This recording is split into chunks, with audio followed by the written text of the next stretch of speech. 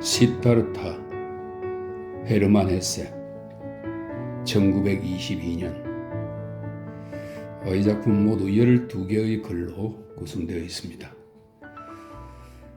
제1부 1. 바라문의 아들. 집의 응달에서 가까이에 나룻배들이 떠있는 강가 양지 바른 곳에서 사라수의 그늘에서 무화과 나무의 그늘에서 바라문의 아름다운 아들이자 젊은 매인 시타르타는 역시 바라문의 아들인 친구 고빈다와 함께 자라났다. 이 바라문은 인도 사성 가운데 가장 높은 계층으로 아주 옛날부터 사제, 시인, 학자 그리고 정치가 일을 맡아왔으며 제사와 교법을 다스려 다른 삼상의 존경을 받는 계층이라는 설명이 있습니다. 강가에서 미역을 감거나 신성한 모욕 제계를 하거나 신성한 제사를 지낼 때면 거의 밝게 빛나는 어깨가 햇빛의 갈색으로 그을렀다. 망고나무 숲을 속에서 사내 아이들과 어울려 놀 때, 어머니의 노래소리를 들을 때, 신성한 제사를 지낼 때, 학자인 아버지의 가르침을 받을 때나 현인들의 대화를 들을 때면 그의 새까만 눈동자 속으로 그림자가 흘러들었다. 이미 오래전부터 시타르타는 현인들의 대화에 참여하였고 고빈다와 더불어 논쟁수를 익혔으며 고빈다와 함께 깊이 숙고하는 기술과 침잠하는 자세를 익혔다. 이미 그는 말 중의 말인 오음을 소리내지 않고 발할 수가 있었으니 여기 나오는 오음은 힌두교와 불교의 경전에 나오는 신성한 말로서 완전한 것 혹은 완성을 의미하는 말입니다. 오음을 소리내지 않고 발할 수가 있었으니 영혼을 한 군데에 모으고 명석하게 사고하는 정신의 광채로 이 말을 둘러싸게 한 채 숨을 들이쉴 때에는 소리내지 않고 자신의 안쪽에 대고 말할 수 있었고 숨을 내쉴 때면 소리내지 않고 자신의 바깥쪽으로 말할 수 있었던 것이다. 벌써 그는 자기 존재의 내면 속에 삼라만상과 하나이자 불멸의 존재인 아트만이 있음을 알 수 있었던 것이다. 이 아트만은 인도의 성전 베다에 나오는 산스크리트어로 본래는 호흡, 생명력, 참된 자아를 뜻하며 인도 철학에서는 영혼을 의미하는 말입니다. 아트만이 있음을 알 수 있었던 것이다. 그의 아버지의 마음속에는 가르치는 것을 잘 깨우치고 지식욕에 불타는 아들에 대한 기쁨이 치솟아 올랐으니 그는 아들이 위대한 현인이자 사제로 바라문들 중에서 우두머리로 자라날 수 있을 것이라고 생각하였다.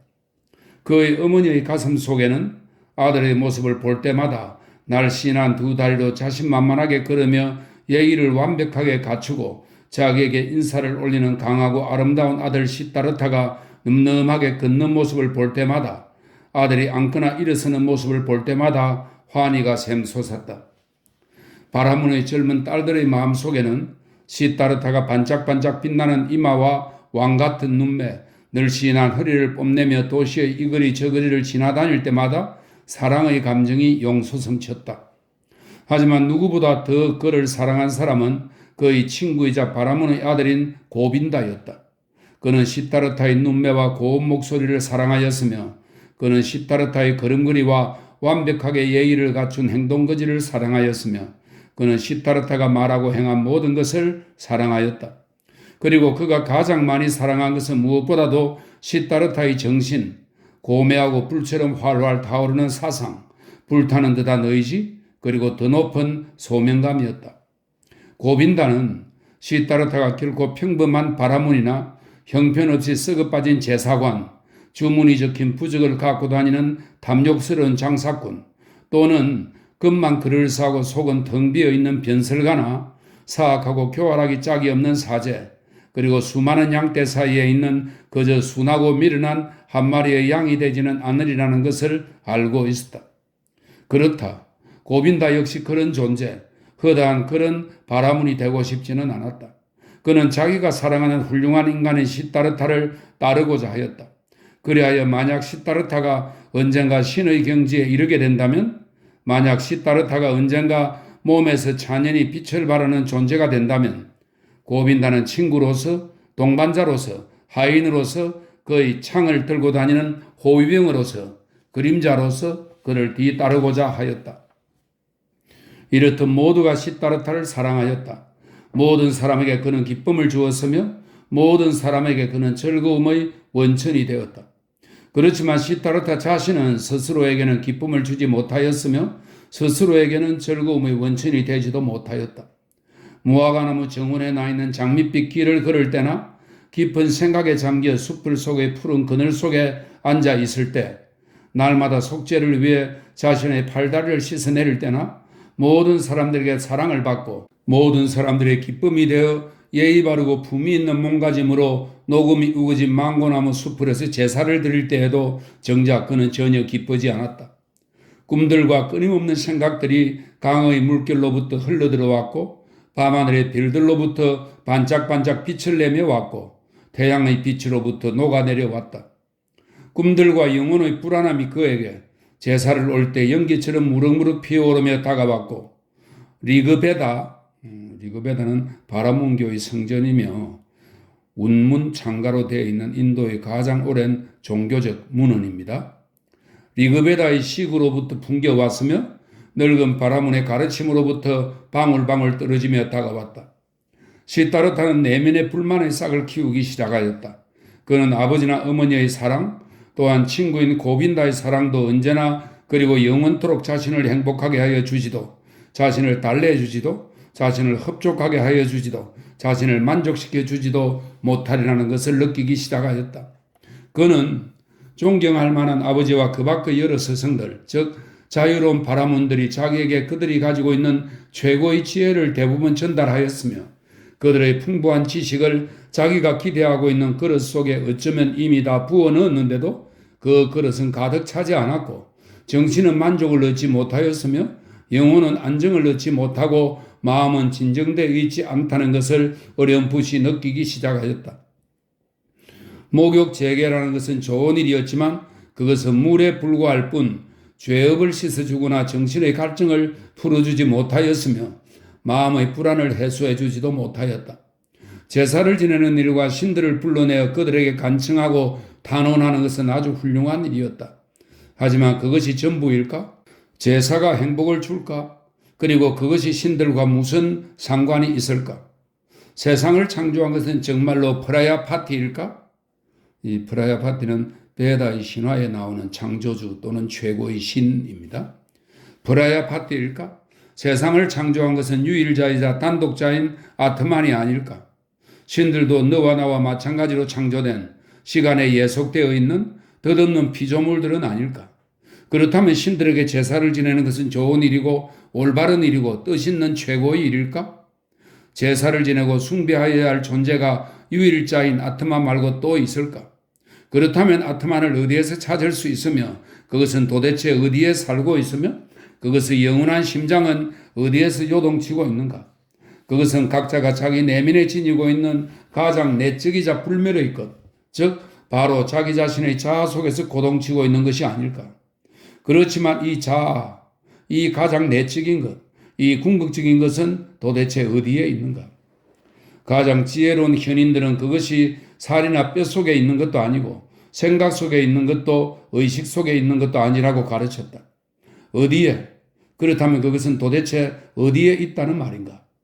그것으로 자아를 향하여 나에게로, 아트만에게로 나아가는 어떤 다른 길에서 추구할 만한 보람이 있는 길이 있을까? 그런데 슬프게도 아무도 이 길을 알려주지 않았으며 그 길을 아는 사람이 아무도 없었으니 아버지도 스승인 현인들도 그리고 제사를 지낼 때 부르는 신성한 노래들도 그 길을 알지 못하였던 것이다.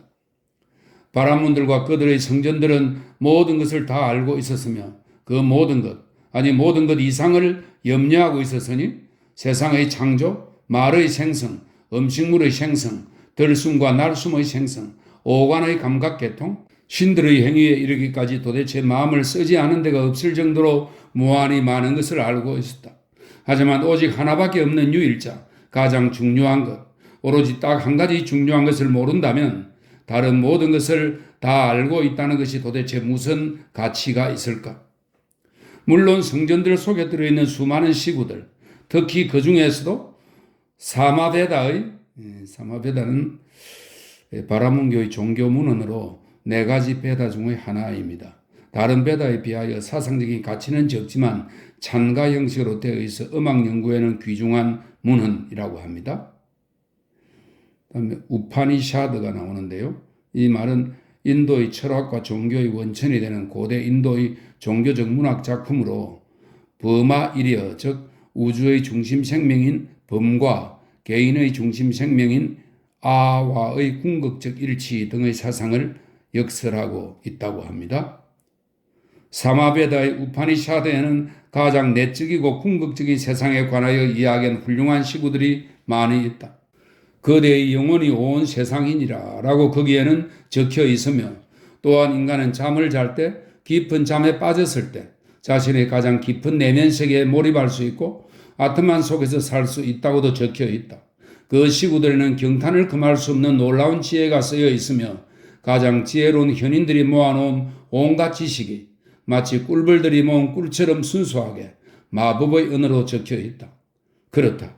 무수히 많은 세대에 걸쳐 지혜로운 바라문들에 의해 축적되고 보존되어 온 이 어마어마한 인식이 결코 무시될 수는 없는 노릇이다.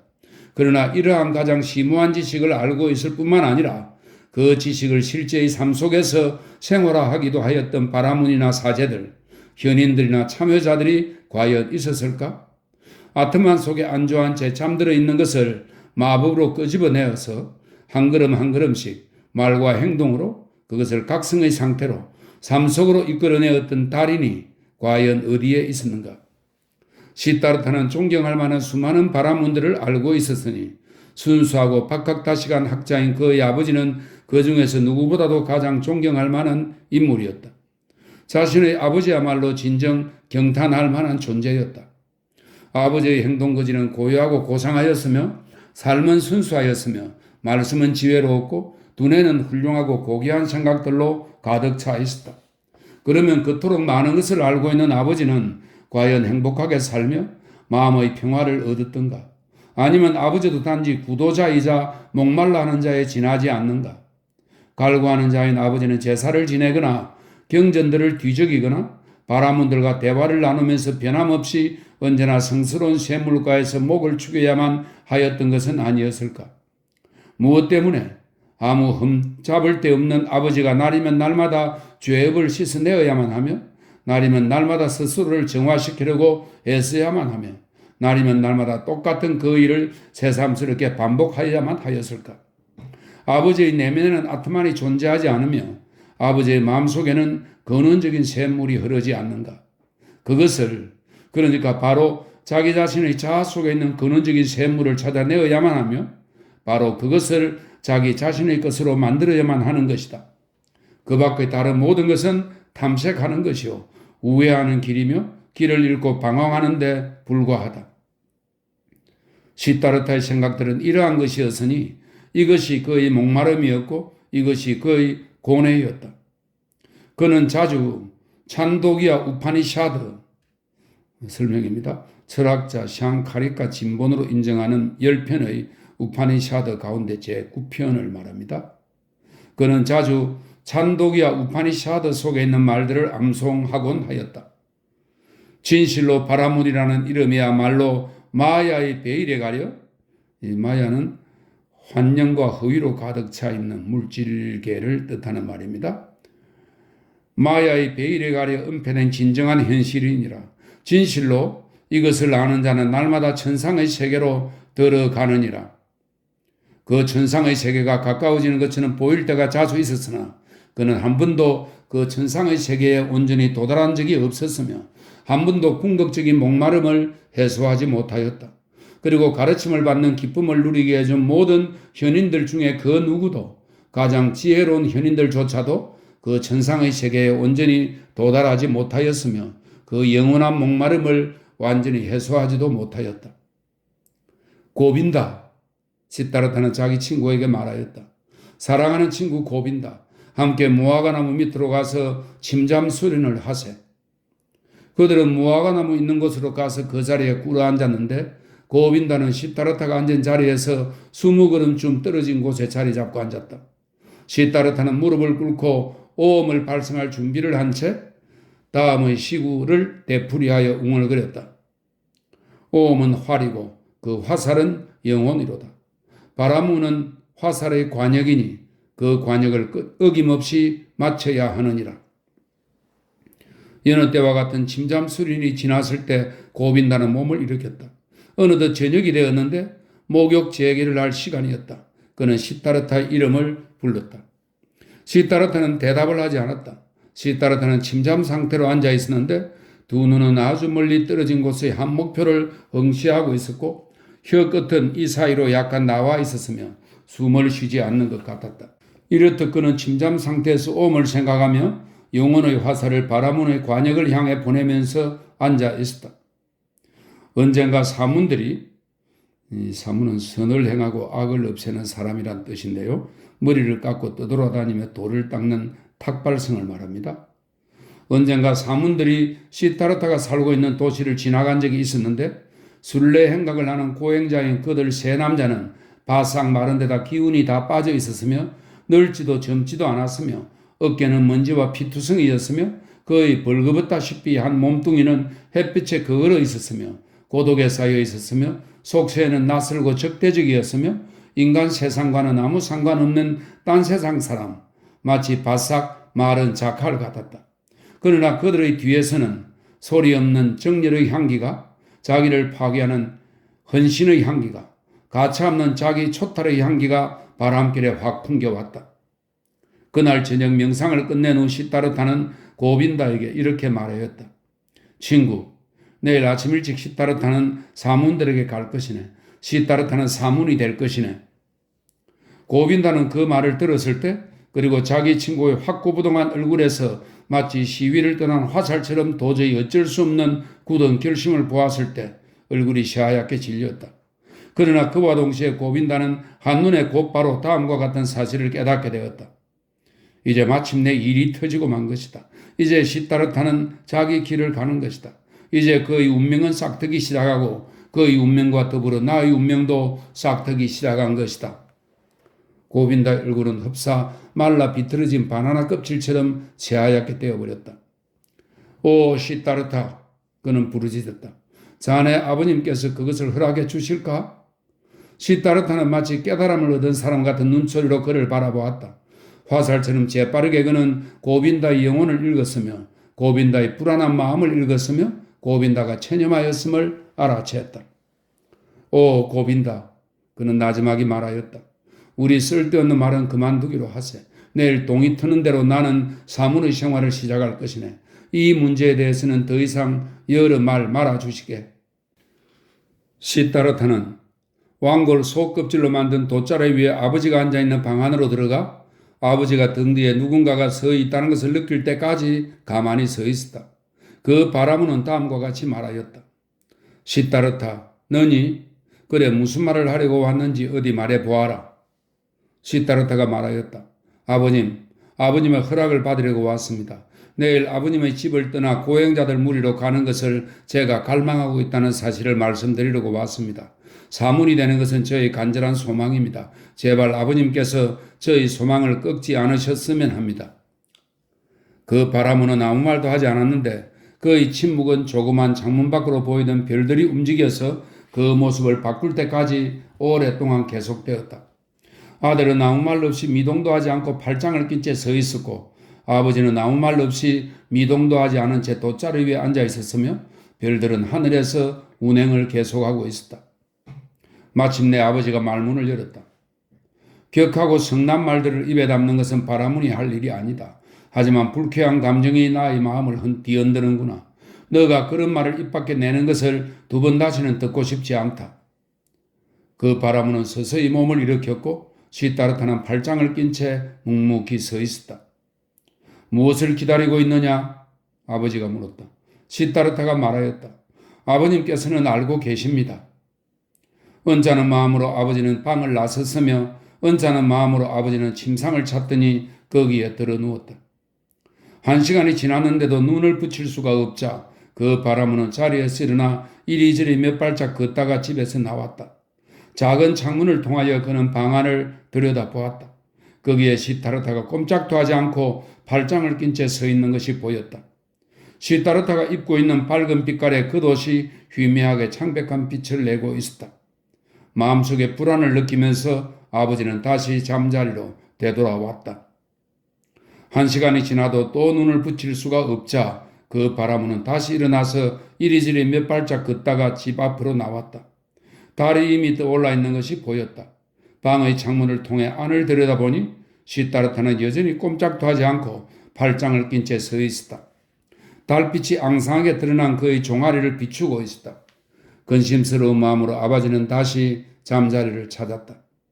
그리고 1시간이 지나서 또다시 나와보고 2시간 지나서 또다시 나와보아도 조그만 창 사이로 시타르타가 달빛 속에, 별빛 속에, 어둠 속에 서 있는 것이 보였다. 그렇게 1시간마다 계속 아버지는 나와서 말없이 방 안을 들여다보았으며 그때마다 꼼짝 않고 서 있는 아들을 보았다. 그러자 아버지의 마음은 분노로 가득 찼으며 아버지의 마음은 불안으로 가득 찼으며 아버지의 마음은 두려움으로 가득 찼으며 아버지의 마음은 고뇌로 가득 찼다. 그리고 동이 트기 전 밤이 막바지에 이른 시간이 되어 아버지는 다시 돌아와 마침내 아들이 있는 방 안으로 들어갔다. 키가 커 보이고 마치 낯선 사람처럼 보이는 젊은이가 서 있는 것이 보였다. 시타르타야, 아버지가 말하였다. 무엇을 기다리고 있느냐? 아버님께서는 알고 계십니다. 날이 새고 정오가 되고 저녁이 될 때까지 언제까지나 그렇게 서서 기다릴 셈이냐? 저는 서서 기다릴 것입니다. 시타르타야, 넌 지치게 될 것이다. 저는 지치게 될 것입니다. 시타르타야, 넌 잠이 들게 될 것이다. 저는 잠들지 않을 것입니다. 시타르타야, 넌 죽게 될 것이다. 저는 죽게 될 것입니다. 그러면 넌 아비의 말을 따르느니 차라리 죽겠다는 거냐? 시타르타는 항상 아버님의 말씀을 따라왔습니다. 그러면 너의 계획을 포기하겠다는 거냐? 시타르타는 아버님이 말씀하시는 것을 행하게 될 것입니다. 아침의 첫 햇살이 방 안에 들어왔다. 그 바라무는 시타르타의 무릎이 가볍게 떨리는 것을 보았다. 시타르타의 얼굴에서는 아무런 떨림도 볼 수 없었으며 시타르타의 두 눈은 먼 곳을 바라보고 있었다. 그때 아버지는 시타르타의 마음이 이제 더 이상 자기 곁이나 고향에 머무르고 있지 않다는 것을, 시타르타가 이제는 이미 자기를 떠나버렸다는 것을 깨달았다. 아버지는 시타르타의 어깨를 만졌다. 너는, 아버지가 말하였다. 숲속으로 들어가 사문이 되어도 좋다. 너가 숲속에서 연락을 얻거든 와서 나에게 연락을 가르쳐다오. 너가 환멸을 느끼게 되면 다시 돌아와 우리 함께 신들께 제사를 올리자꾸나. 이제 가서 어머니에게 작별의 입맞춤을 하고 너가 가는 곳을 말씀드리거라. 이제 강에 가서 목욕 재개를 할 시간이구나. 그는 아들의 어깨에서 손을 떼고는 밖으로 나갔다. 시타르타는 발걸음을 때리고 할 때 옆으로 휘청거렸다. 그는 겨우 팔다리를 움직여 아버지에게 절을 하고는 아버지가 말한 대로 행하기 위하여 어머니에게로 갔다. 날이 새자마자 시타르타가 뻣뻣한 다리를 이끌고 느릿느릿한 걸음으로 아직 고요 속에 잠든 이 도시를 떠나려고 하였을 때 외딴 오두막에서 웅크리고 있던 한 그림자가 벌떡 일어나더니 그 순례자에게 따라붙었다. 고빈다였다. 자네가 왔군. 시타르타는 말하면서 미소를 지어 보였다. 그래, 내가 왔네. 고빈다가 말하였다.